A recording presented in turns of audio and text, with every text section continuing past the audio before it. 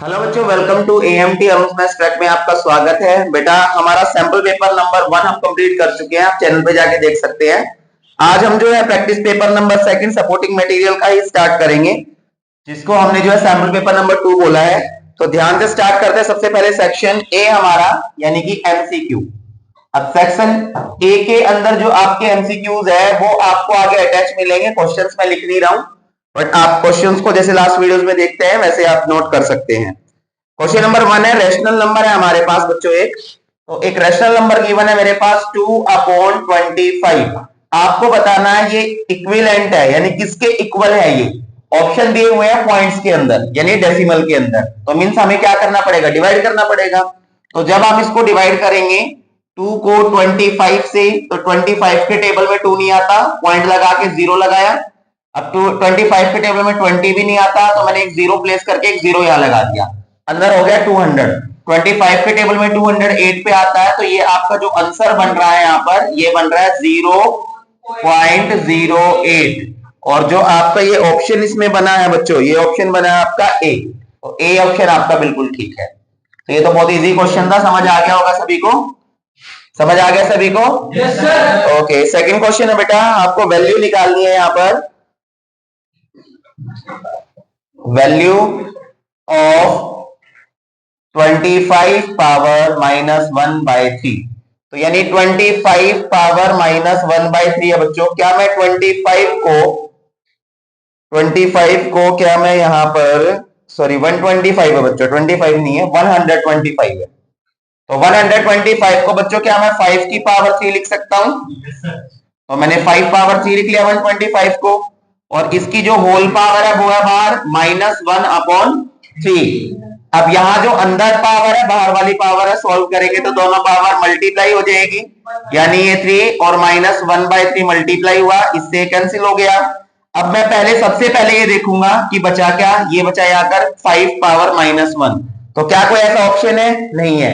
तो अब हम क्या करेंगे, इस पावर माइनस को प्लस करने के लिए जो अंदर का बेस होता है इसको रेसिप्रोकल कर देते हैं, यानी 5 के नीचे कुछ नहीं है तो 1 है ना, इसको मैं उल्टा कर दूंगा 1/5 की पावर। अब ये प्लस का 1 हो गया, और जब +1 पावर होना बेटा तो उसका कोई फायदा नहीं होता, उसका मतलब वही नंबर होता है। बिल्कुल, तो 1/5 आपका जो है सी पार्ट ये बन रहा है, तो सी आपका ऑप्शन बिल्कुल ठीक है। क्वेश्चन आ गया होगा समझ? Yes sir. Okay, question number 3 पे चलते हैं बेटा। क्वेश्चन नंबर जो 3 है आपका, थर्ड क्वेश्चन में लिखा हुआ है फाइंड जीरोस। आपको जीरोस फाइंड करनी है। तो जीरोस का मतलब सेकंड चैप्टर जब हमने किया था पॉलिनोमियल, तो एक क्वेश्चन था फाइंड जीरोस।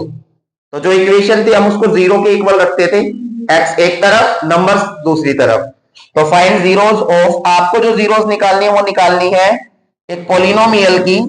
पॉलिनोमियल है px equals to x plus 1, और दूसरा ब्रैकेट जो गिवन है वो है आपका x प्लस 2। तो यहां पर मैं x प्लस 1 की 0 निकालूंगा इक्वल्स टू 0, और 1 राइट साइड आके माइनस का हो जाएगा। ये आपका x प्लस 2, जीरोस निकालूंगा इक्वल्स टू 0, और +2 लेफ्ट साइड राइट साइड जाके आपका माइनस का 2 हो गया। तो यहां पर क्या कोई ऐसा ऑप्शन बन रहा है जिसमें मेरी जीरोस -1 -2 आ रही है? तो बिल्कुल ऑप्शन नंबर बी जो है आपका बिल्कुल ठीक है। क्लियर है भाई? ओके, क्वेश्चन नंबर 4 देखते हैं बेटा, बहुत इजी क्वेश्चन है ये तो। फोर्थ क्वेश्चन है, if x - 1 is a factor of this, find a। आपको दे दिया कि फैक्टर है क्या, x - 1 किसका फैक्टर है, वो है x² प्लस ax प्लस 5 का। क्वेश्चन में लिख दिया फाइंड a, यानी कि इसमें जो आपका ये यूज किया गया है a, इसकी वैल्यू निकालो। तो आपको फैक्टर दिया हुआ है x - 1, अगर मैं यहां इसकी जीरोस निकालूंगा x - 1 इक्वल्स टू 0, तो यहां पर बेटा x की वैल्यू क्या आ गई, ये -1 इधर आगे क्या हो गया, +1 हो गया। तो ये आपकी x की वैल्यू क्या आ गई, मैं थोड़ा सा इसको अलग से लिख देता हूं, साथ साथ में दिखाई दे जाएगा। यहां पर फैक्टर मैं नीचे सोल्व कर देता हूं। फैक्टर आपका x - 1, 0 निकाली मैंने, तो ये आपका प्लस का 1 हो गया, x की वैल्यू आ गई। और ये क्वेश्चन में आपको गिवन है कि फैक्टर है, ठीक है। तो वहां पर जो है जब मैं वैल्यू पुट करूंगा, पॉलिनोमियल है आपका x² plus ax plus 5, x की जगह मैंने 1 पुट किया, 1 का स्क्वायर प्लस a, x की जगह 1 आ गया प्लस 5 का 5 इक्वल्स टू 0। 1 का स्क्वायर 1 हो गया, a 1 जा a, 5 का 5 0, 1 और 5 प्लस करके 6 आ गया आपका 0 और प्लस, और यहां पर जो प्लस 6 था वो राइट साइड जाके आपका माइनस का 6 हो गया, तो a की वैल्यू आपकी क्या आ गई, -6 आ गई। और जो -6 आया वो आपका कौन सा ऑप्शन बन रहा है, ऑप्शन नंबर सी आपका बिल्कुल ठीक है। क्वेश्चन समझ में आया सभी को? तो यहां पर बेटा जो आपको x की वैल्यू गिवन है वो आपको पुट करनी है, और अगर बोल रखा है कि ये फैक्टर है तो पुट करते ही आप इक्वल्स टू 0 रख देंगे। ओके, फिर वेरिएबल एक तरफ और जो है नंबर्स एक तरफ। समझ आया क्वेश्चन सभी को? Yes sir. Okay, question number जो है बेटा 5 पे आते हैं हम। क्वेश्चन नंबर 5 आपका, द लीनियर इक्वेशन हैज, एक लीनियर इक्वेशन दे दी ये वाली, क्वेश्चन में पूछा है कि इसके सॉल्यूशंस कितने निकलेंगे। तो ऐसा तो एक एनसीईआरटी में भी क्वेश्चन था, अपने माइंड के अंदर बिल्कुल क्लियर कर लीजिए, कभी भी आपके पास कोई लीनियर इक्वेशन है इन 2 वेरिएबल्स, लीनियर इक्वेशन मतलब कि जिसमें वेरिएबल के ऊपर पावर 1 हो, लीनियर इक्वेशन वो होती है जिसमें वेरिएबल के ऊपर कुछ ना लिखा हो तो वहां पावर 1 होती है। ठीक है, 2 वेरिएबल्स का मतलब 2 अल्फाबेट यूज होने चाहिए, जैसे ये x और y है तो 2 वेरिएबल्स है, mn हो सकता था, ठीक है, एक्स वाई की जगह fo uv कुछ भी ले सकता है वो वेरिएबल। तो जब कभी भी ऐसी इक्वेशन कोई आपके सामने आ जाए और पूछ ले सॉल्यूशन कितने निकलेंगे, तो यहां पर इसका आंसर हमेशा होगा infinite many solutions, infinite many solutions इसका आंसर होगा। और इनफाइनाइट मैनी सॉल्यूशंस जो है आपका वो बच्चों ऑप्शन नंबर डी आपका बन रहा है, जो बिल्कुल ठीक है। क्लियर है? ओके, क्वेश्चन नंबर 6 पे आते हैं बेटा। क्वेश्चन नंबर जो 6 है आपका, 6 क्वेश्चन में यहां पर है 1, 2 is the solution of the linear equation, find के। तो यहां पर आपको सॉल्यूशन दे दिया सीधा, फैक्टर गिवन नहीं है, सॉल्यूशन गिवन है। सॉल्यूशन है 1, 2 और किसका सॉल्यूशन है 4x plus k equal 4x plus y equals to k। आगे क्वेश्चन में लिख दिया फाइंड के, ऐसा भी क्वेश्चन आपको बिल्कुल दिया हुआ है जिसमें आप डायरेक्ट वैल्यू रखते हैं और k की या जो भी आपका आंसर निकल जाता है। तो जब कभी भी बेटा आपको इस तरीके से सॉल्यूशन दे दी तो ध्यान रखना ये सॉल्यूशन में जो आगे लिखा हुआ है ये x है और ये जो पीछे लिखा हुआ है ये y है। x और y की वैल्यू पुट कीजिए, k की वैल्यू निकली जाएगी। तो यहां पर now put x equals to 1 and y equals to 2, x की जगह 1 y की जगह 2 रखे। 4 मल्टीप्लाई x की जगह 1 y की जगह 2 इक्वल्स टू k, 4 1 जा 4 2k और k की वैल्यू क्या आ गई 4 और 2 6। तो वैल्यू आपसे पूछी गई थी और जो इसका ऑप्शन बन रहा है 6 यानी कि आपका ऑप्शन नंबर ए बिल्कुल ठीक है। क्वेश्चन आ गया? क्लियर है? ओके, क्वेश्चन नंबर 7 देखो बेटा। क्वेश्चन नंबर 7 के अंदर बोला गया है if a point C lies between 2 points A B, मेरे पास ए और बी कोई 2 पॉइंट है, मैंने ए और बी बेटा 2 पॉइंट बना दिए। अब 2 पॉइंट मैंने बना दिए, इसके बीच में जो है सी लाई करता है, कहीं पर ये सी लाई करता है। तो यहां क्वेश्चन में दिया हुआ है कि जो ए सी है वो बी सी के इक्वल है, जो ए सी है बच्चों इसकी लेंथ इसके इक्वल है। तो ऑप्शन बताना कौन सा ठीक होगा। तो क्या ए C equals to A B होगा? ऑप्शन ए लिखा हुआ है A C equals to A B, तो बिल्कुल नहीं होगा, ए सी हाफ है ए बी पूरा है। ऑप्शन बी आपको दिया हुआ है A C equals to half of A B, हो सकता है ए सी ए बी का हाफ है, तो ये बिल्कुल होगा। देखो अगर ये यहाँ दोनों इक्वल है तो इसका मतलब ये मिड पॉइंट हो गया ना, और मिड पॉइंट हमेशा किसी लाइन को बराबर 2 पार्ट्स में डिवाइड करता है। तो यहां पर अगर ये दोनों इक्वल हो गए हैं तो मैं लिख सकता हूं कि AC इस AB का हाफ है या BC इस AB का हाफ है। तो ऑप्शन नंबर बी आपका बिल्कुल ठीक बन रहा है बच्चों, तो बी ऑप्शन आपका बिल्कुल ठीक है। आ गया क्वेश्चन समझ? ओके, नेक्स्ट क्वेश्चन देखते हैं हम, क्वेश्चन नंबर 8 हमारा। अब क्वेश्चन नंबर 8 के अंदर क्या बोला गया है, इसने बोला the angle which is 4 times its complement. एक एंगल आपको बताना जो अपने कॉम्प्लीमेंट का 4 टाइम है। कॉम्प्लीमेंट एंगल्स कौन से होते हैं? वेरी गुड, ऐसे 2 एंगल जिनका सम 90 डिग्री हो। तो आपको वो एंगल बताना जो अपने कॉम्प्लीमेंट का 4 गुना है। तो मैंने यहां पर लेट कर लिया जो फर्स्ट एंगल है फर्स्ट एंगल हमारा x मान लिया, तो सेकेंड एंगल जो है हमारा जो हमें निकालना है वो कितना आ गया इसका 4x। According to question complement angle है, तो x को अगर 4x को दोनों को प्लस करूंगा तो 90 डिग्री आएगा। x प्लस x कितना हो गया बच्चों 5x, 90 का 90, 5 मल्टीप्लाई है आपका राइट जाके ये कट हो गया और यहाँ वैल्यू कितनी आ गई 18। तो आपका जो फर्स्ट एंगल था वो तो 18 निकल गया, आपको ये वाला एंगल निकाल के बताना है 4x वाला। तो 4 इंटू में x की जगह 18 रख दिया मैंने, 18 4 जा 72, 72 आपका आंसर है। और ऑप्शन नंबर जो ये बन रहा है बेटा, ऑप्शन नंबर ये आपका सी बन रहा है, तो सी आपका आंसर है। तो क्वेश्चन आए समझ में, बहुत इजी एमसीक्यूज है ये, ठीक है, ध्यान से करने। आगे चलते हैं बेटा। अब हम बेटा जो है क्वेश्चन देखिए ए बी सी जो है स्टार्ट कर रहे हैं। यहां पर क्वेश्चन नंबर 9 के अंदर एबीसी आपको गिवन है, जिसमें आपको ए बी गिवन है ए सी के। दूसरी बात जो है इसमें बेटा ये बीई साइड जो है वो सी डी के इक्वल है। तीसरी चीज आपको गिवन है कि ए सी डी ट्राइंगल और ए बीई ट्राइंगल दोनों कॉन्ग्रुएंट है। आपको बताना जो एडी साइड है वो एई के सॉरी एडी साइड है वो किस साइड के बराबर है। तो जिसने ये क्वेश्चन किया हुआ था तो क्लियर बता सकता है कि एडी एई के बराबर है, लेकिन जिसने नहीं किया तो उसके लिए मैं तरीका आपको बता रहा हूं।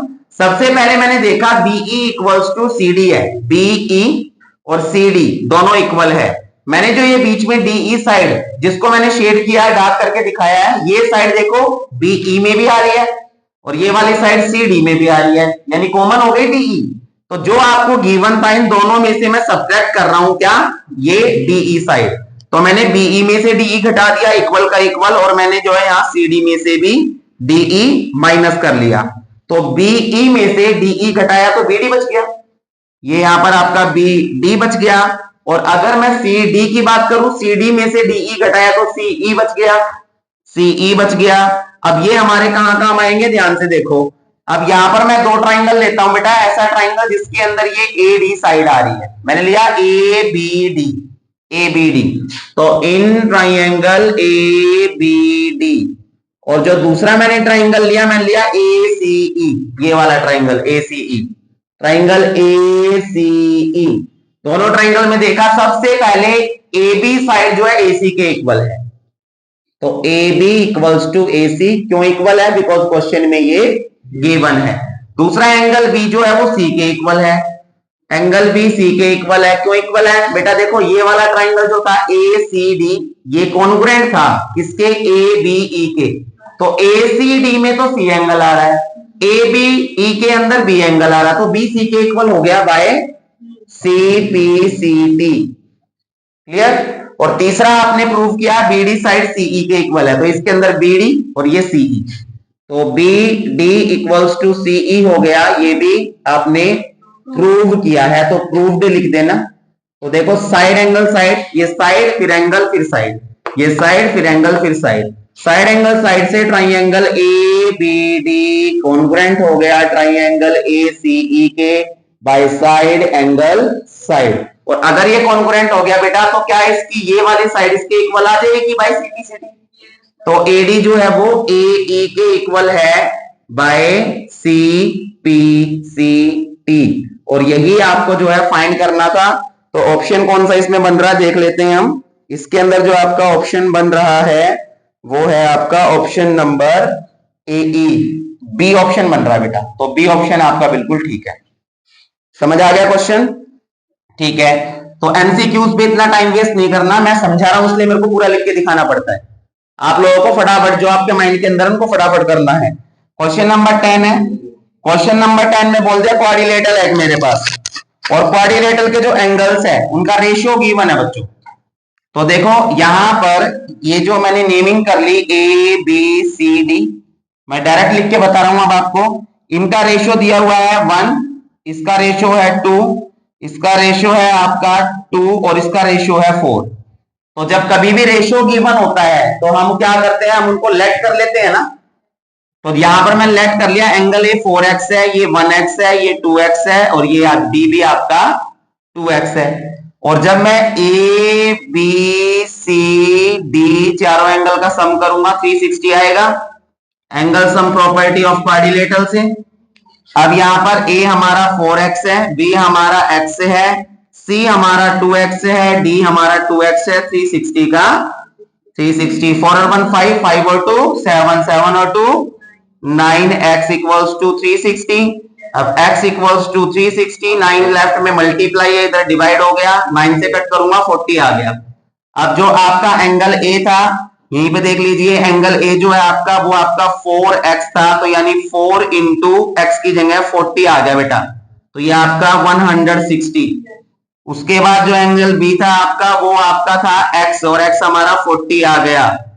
इसके बाद एंगल सी आपका 2x था, तो 2 इंटू 40 यानी कि 80 डिग्री आ गया, और एंगल डी भी हमारा 2x था, तो वो भी हमारा 80 डिग्री आ गया। तो 160 40 80 80, 160 40 80 80 हम जो है ऑप्शन में देखते हैं 160 40 80 80। तो यहां पर तो बेटा ये जो आपके एंगल आए हैं 160 40 80 80, ये आपका डी ऑप्शन बन रहा है। इसमें पहले लिखा हुआ है 40, फिर लिखा है 80, फिर 80 और फिर 160, तो डी वाला ऑप्शन आपका बिल्कुल ठीक है। क्वेश्चन आ गया समझ में? तो बहुत इजी क्वेश्चन था। ठीक है, क्वेश्चन देखते हैं नेक्स्ट, क्वेश्चन नंबर 11। अब 11th क्वेश्चन में क्या गिवन है ध्यान से देखिए। 11th क्वेश्चन में लिखा हुआ था quadrilateral formed by joining the mid point of the side of quadrilateral PQRS। फटाफट मैं बना के आपको दिखाता हूं। ये PQRS मेरे को गिवन है, PQRS, और क्वाड्रिलेटरल PQRS की मिड पॉइंट्स मैं लेता हूं यहां पर। तो नेमिंग तो गिवन नहीं है यहां पर, लेकिन मैं अपनी तरफ से फिर भी नेमिंग कर लेता हूं। मैंने इसको लिख दिया MNOP। इनके मिड पॉइंट्स को ज्वाइन करेंगे तो इस ये जो आपका बना MNOP तो ऑलरेडी लिखा हुआ है, MNOST मान लो, MNOT। अब MNOT जो है बच्चों ये एक रेक्टेंगल होगा, ये एक रेक्टेंगल होगा, लेकिन कंडीशन पूछिए कब होगा। जब होगा जब PQRS एक रेक्टेंगल हो। जब PQRS एक रेक्टेंगल है तो रेक्टेंगल हो जाएगा। नंबर 2 ऑप्शन है PQRS एक पैरेललोग्राम हो तो हो जाएगा। ऑप्शन सी है diagonals of PQRS are perpendicular. PQRS perpendicular है तो हो जाएगा PQRS के डायगोनल। तो ऑप्शन नंबर सी इसका बिल्कुल ठीक है। हमने एक क्वेश्चन किया था जिसमें बोला था कि स्क्वायर्स की साइड, क्वेश्चन किया था जिसमें बताया था कि स्क्वायर है और स्क्वायर की साइड्स के अगर मिड पॉइंट ड्रॉ करूंगा तो रेक्टेंगल होगा, प्रूव करके दिखाओ, या स्क्वायर होगा, प्रूव करके दिखाओ। और आपको पता है रेक्टेंगल की कंडीशन ये होती है कि वर्टेक्स एंगल 90 डिग्री प्रूव करने जरूरी है। तो हमेशा उस क्वाड्रिलेटरल, ध्यान से सुन लेना मेरी बात, हमेशा उस क्वाड्रिलेटरल के अंदर मिड पॉइंट अगर आप मिलाओगे तो वही रेक्टेंगल बनेगा जिसके जो डायगोनल्स है अगर एक दूसरे को 90 डिग्री पे कट करते हैं तो, अदरवाइज वो नहीं बनेगा। मैंने क्या बोला, क्वेश्चन रिपीट कर रहा हूं, उसी क्वाड्रिलेटरल के अंदर मिड पॉइंट्स को मिलाने पर रेक्टेंगल बनेगा अगर उसके डायगोनल्स एक दूसरे को 90 डिग्री पे कट कर रहे हैं। तो इसका जो सी ऑप्शन बिल्कुल ठीक है। मैं लिख देता हूं इसमें कि डायगोनल्स जो है ऑफ PQRS आर परपेंडिकुलर। अगर यहां पर ये परपेंडिकुलर होंगे तो ही ये क्या करेगा, एक दूसरे को बाइसेक्ट करके 90 पे और इसको 90 बनाएगा। फिर वो याद हो, इस प्रॉपर्टी के बताई थी मैंने, समझ आ गया ना? तो इसको तो तुम दिमाग के अंदर अपना रट लो, बिल्कुल ध्यान रखना। क्लियर है? समझ आ गया? रेक्टेंगल कब बनेगा, जब डायगोनल एक दूसरे को 90 डिग्री पे या परपेंडिकुलर कट करेंगे। ओके, क्वेश्चन नंबर अब हम आ जाते हैं 12 पे। क्वेश्चन नंबर 12 है a code of a long is drawn in a circle with diameter 10 centimetre. देखिए ध्यान से, ये एक सर्कल है मेरे पास, इसकी कॉर्ड जो है आपको बताया गया कॉर्ड 6 सेंटीमीटर लॉन्ग। तो कॉर्ड की नेमिंग नहीं दी गई है, मैंने अपनी तरफ से लिख लिया ए बी जो है 6 सेंटीमीटर, 6 सेंटीमीटर है। और इसका जो डायगोनल गिवन है वो आपको दिया गया बच्चों क्वेश्चन में 10 सेंटीमीटर। तो रेडियस कितनी हो गई, 5 सेंटीमीटर।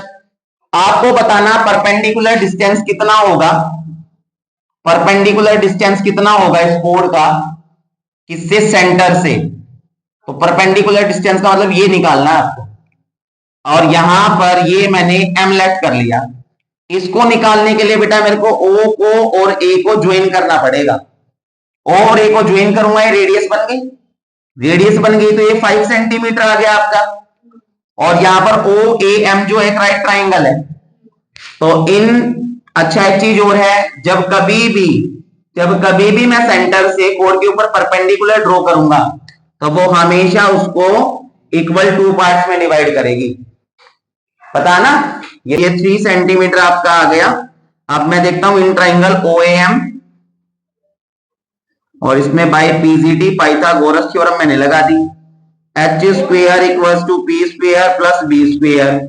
अब a जो है आपका, h आपका 5 आ गया, तो 5 स्क्वायर, परपेंडिकुलर OM है OM स्क्वायर, और ये आपका जो बेस था वो 3 है तो 3 स्क्वायर। आगे कर रहा हूं, यहां ध्यान से देख लीजिए।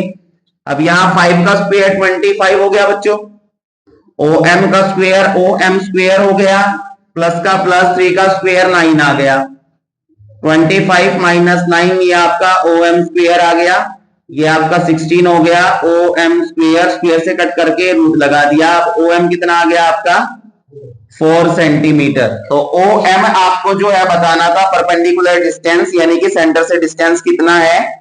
तो परपेंडिकुलर डिस्टेंस इसका जो है आपका 4 आ रहा है, और ऑप्शन नंबर बी आपका ये बन रहा है, जो कि बिल्कुल ठीक है। समझ आया क्वेश्चन सभी को, ठीक है। नेक्स्ट क्वेश्चन देखते हैं। अब बेटा क्वेश्चन नंबर 13 लेते हैं हम। तो क्वेश्चन नंबर 13 जो है आपका एनसीईआरटी का ही क्वेश्चन है, बिल्कुल as it is same, figure भी गिवन है, वही चीज है। 9 चैप्टर का क्वेश्चन है ये। यहां पर इस तरीके से एंगल बना रखा है, ये आपका BC एक कोड है, और B से यहां पर बना हुआ है BDC, और यहां से बना हुआ है आपका ABAC। ये जो कंप्लीट एंगल है यहां से लेके यहां तक ये 69 गिवन है, और ये वाला जो एंगल है ये आपका 31 डिग्री गिवन है। आपसे BDC निकालना है, ये वाला एंगल आपको निकालना है। तो बहुत इजी क्वेश्चन है ये, तो आप लोगों ने किया हुआ है। तो यहां पर सॉल्यूशन करना स्टार्ट करता हूं। देखो ट्राइंगल ABC दिखाई दे रहा है। इन ट्राइंगल ABC में मैंने ये A एंगल लिया, फिर लिया ये पूरा ABC, और फिर मैंने ये एंगल लिखा ACB, और तीनों का सम 180 डिग्री होगा bye angle sum property of triangle से। अब A एंगल मेरे पास नहीं है, ABC मेरे पास 69 है बेटा ये रहा, और ACB मेरे पास 31 है, ये 180 का 180 आ गया। एंगल A दोनों को प्लस किया, ये आपका 100 आ गया, ये 180 का 180, एंगल A 180, 100 जो है इधर आके ये आपका माइनस हो गया, ये आपका A एंगल 80 डिग्री निकल गया। अब मैंने आपको एक प्रॉपर्टी बताई थी, अगर किसी बिल्कुल सर्कल के अंदर जो है कोई 2 पॉइंट है B और C, और B से एक ही तरफ एक ही सेगमेंट में 2 एंगल बन रहे हैं सेम पॉइंट से, जैसे BAD बन रहा है और यहीं से BDC बन रहा है, तो ये दोनों जो एंगल होंगे ना बेटा, ये दोनों एंगल आपस में इक्वल होंगे। तो मैंने लिखा BDC जो एंगल है आपका BDC, वो एंगल A के इक्वल है, और A आपका 80 आया था तो ये भी 80 है। रीजन देंगे एंगल इन सेम सेगमेंट, बस इतना ही लिख देना है, टीचर समझ जाएगा और पूरे पूरे नंबर आपको देगा अगर 2 मार्क्स में आ जाए तो, ठीक है। नेक्स्ट क्वेश्चन देखते हैं हम, क्वेश्चन नंबर 14। समझ तो आ गया होगा ना सभी को, ठीक है। ऑप्शन नंबर बिल्कुल हम बता देते हैं, ऑप्शन नंबर 8B आपका बिल्कुल ठीक है बेटा, बी वाला ऑप्शन बिल्कुल ठीक बन रहा है। अब क्वेश्चन नंबर देखते हैं हम भाई 14 क्वेश्चन में आपको एरिया ऑफ क्वाड्रिलेटरल निकालना है। इक्विलेटरल क्वाड्रिलेटरल है, हाँ इक्विलेटरल ट्राइंगल, क्वाड्रिलेटरल नहीं, नेमिंग भी गिवन नहीं, अपनी तरफ से कर ली मैंने ABC, साइड दे दी L। आपको एरिया निकालना है इसका। तो एरिया ऑफ इक्विलेटरल ट्राइंगल, तो इक्विलेटरल ट्राइंगल का फॉर्मूला होता है एरिया का √3/4 into side square.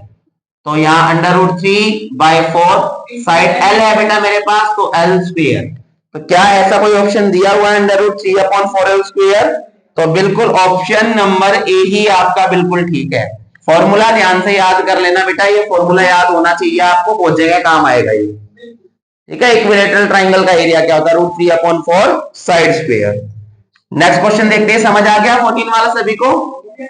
Okay, question number 15 देखते हैं। 15th क्वेश्चन जो है आपका, 15th में the volume of the sphere.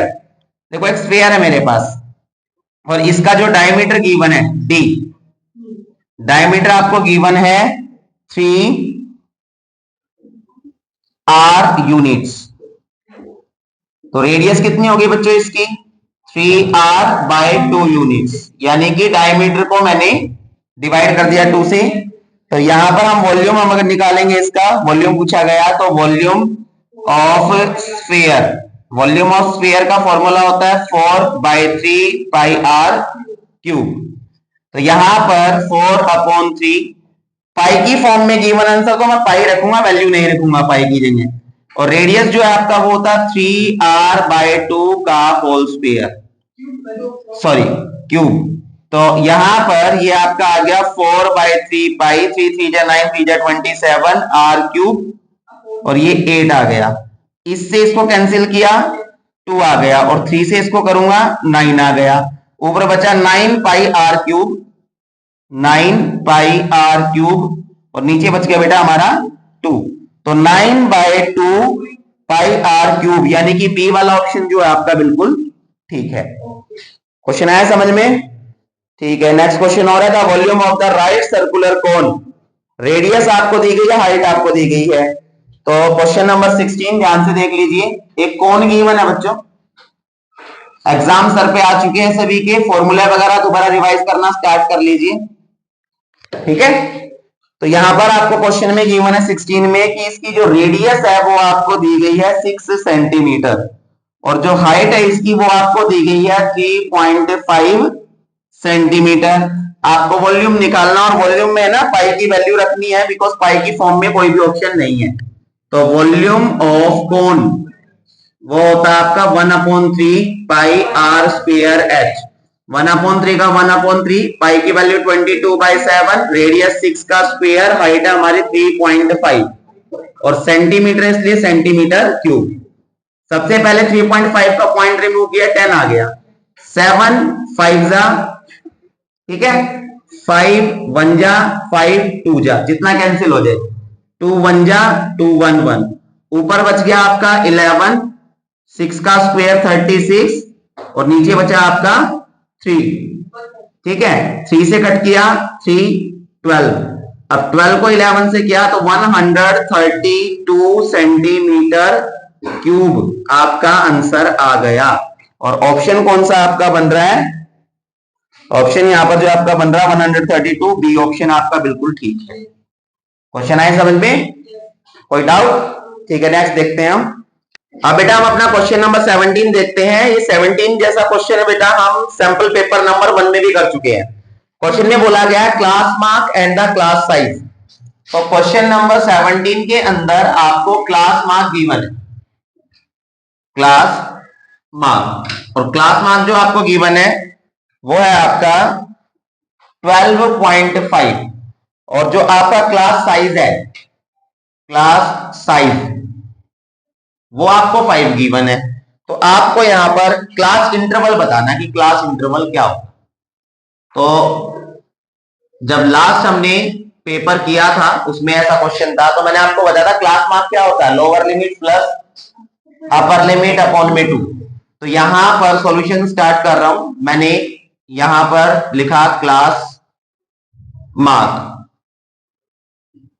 Equals to 12.5, lower limit में x मानता हूं, ये आपके y मान ली मैंने, अपर लिमिट अपॉन 2 करूंगा 12.5 आएगा। 2 बेटा इधर आके मल्टीप्लाई हो गया, तो ये आपका x प्लस वाई, और 12.5 को 2 से मल्टीप्लाई किया 25 हो गया, equation first. Clear? Class interval का क्लास साइज का मतलब क्या होता है बच्चों? यहां मैं बात कर रहा हूं क्लास साइज की। तो क्लास साइज का मतलब होता है दोनों के बीच का डिफरेंस। तो ये अपर लिमिट थी, ये लोअर लिमिट थी। तो अपर लिमिट में से अगर मैं लोअर लिमिट माइनस करूंगा तो 5 आएंगे ना, अब माइनस एक्स को आगे लिख दिया, वाई को लिख दिया मैंने पीछे, इक्वल्स टू 5। ये आपकी इक्वेशन सेकंड आ गई। दोनों को ऐड कर लेते हैं। तो add equation first and second. अब फर्स्ट और सेकंड इक्वेशन कौन कौन सी है हमारी? फर्स्ट इक्वेशन है आपकी x plus y equals to 25, और बेटा ये है आपकी second equation minus x plus y equals to 5। दोनों के अंदर देखता हूं प्लस माइनस कैंसिल, y और y 2y आ गया इक्वल्स टू 30, 2 मल्टीप्लाई है तो इधर आके आपका डिवाइड हो गया, और ये आपका y कितना आ गया 15। y की वैल्यू इक्वेशन 1 या 2 में रख दो। Now put y equals to 15 in equation first. तो इक्वेशन फर्स्ट है मेरे पास x plus y equals to 25, x का x, y बेटा 15 है, यहां पर x 15 प्लस है, राइट जाके क्या हो जाएगा माइनस। तो x की वैल्यू कितनी आ गई? आपसे पूछा गया था क्लास इंटरवल, तो क्लास इंटरवल यानी लोअर लिमिट ये थी आपकी, हायर लिमिट आपकी अपर लिमिट ये थी, तो ये आपका क्लास इंटरवल आ गया 10 to 15, और ए ऑप्शन आपका बन रहा जो बिल्कुल ठीक है। समझ आ गया क्वेश्चन? तो ऐसा क्वेश्चन मेरे को लग रहा है चांस आने का, ठीक है, क्लास मार्क वाला ध्यान रखना। नेक्स्ट क्वेश्चन देखते हैं 18th क्वेश्चन। तो 18th क्वेश्चन तो बहुत इजी क्वेश्चन है।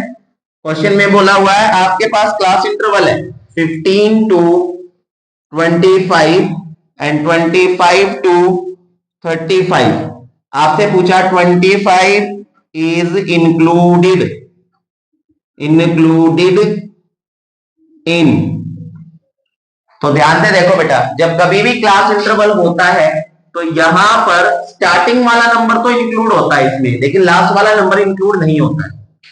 कहने का मतलब यहाँ 15 से लेके और 24 तक के नंबर को काउंट किया जाएगा। अगर 25 आएगा तो उसको मैं यहां लूंगा, तो यहां पर जो इसका आंसर आ जाए यानी कि 25 इसमें इंक्लूड हो रहा ना आगे वाले में, तो इसका आंसर आ गया 25-35, और ऑप्शन जो आपका बन रहा है बी ऑप्शन आपका बन रहा है जो बिल्कुल ठीक है। तो ये तो बहुत इजी था, समझ आ गया होगा। देखते हैं क्वेश्चन नंबर अपना 19-20 अदर्शन रीजन्स के क्वेश्चन है। तो क्वेश्चन नंबर 19 में देखिए, इसमें बोला गया है कि डिग्री जो है असर्शन, डिग्री की बात की गई है of 7y5 minus 2y³ plus 7y plus 1 is 5। सही बोला इसने। डिग्री का मतलब क्या होता है? डिग्री का मतलब होता है हाईएस्ट पावर। डिग्री का मतलब हाईएस्ट पावर, तो यहाँ हाईएस्ट पावर क्या है?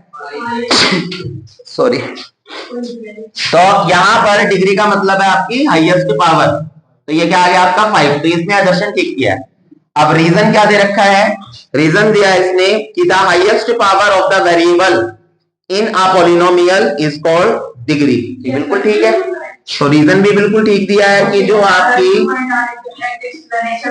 बिल्कुल, तो यहाँ पर जो है इसने दिया हाईएस्ट पावर जो होती है आपकी, वही आपकी क्या होती है बच्चों? डिग्री होती है। तो यानी आपका असर्शन भी यहाँ ठीक है, रीजन भी ठीक है, तो ऑप्शन ए बनता है इसमें कि A and R both true and dot dot dot. आपको पता है and R is the correct explanation of A. समझ आ गया? अब बेटा हम अपना क्वेश्चन नंबर 20 देखते हैं। तो क्वेश्चन नंबर 20 के अंदर जो लिखा हुआ है, 20 में लिखा है असर्शन में कि एक ट्राइंगल है हमारे पास, इन ट्राइंगल ABC, और इसके अंदर जो है आपका एंगल B 70 डिग्री गिवन है।